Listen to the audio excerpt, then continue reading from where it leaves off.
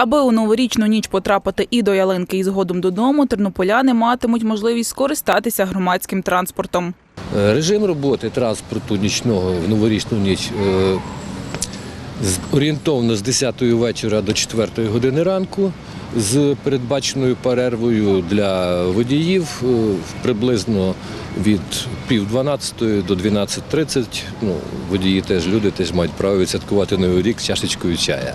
В міському управлінні транспорту і зв'язку подбали про те, аби приїхати до центру Тернополя громадським транспортом люди змогли з різних куточків міста. Тому у цей час буде працювати 8 маршрутних автобусів та 2 тролейбуси. Власне, першочергово це буде 2 тролейбуси 11-го маршруту, які традиційно вже кілька років їздять і задовільняють повністю всі забаганки наших мешканців, а також автобуси маршрутів номер 13, 15, 16, 18, 19, 22, 27 і 35.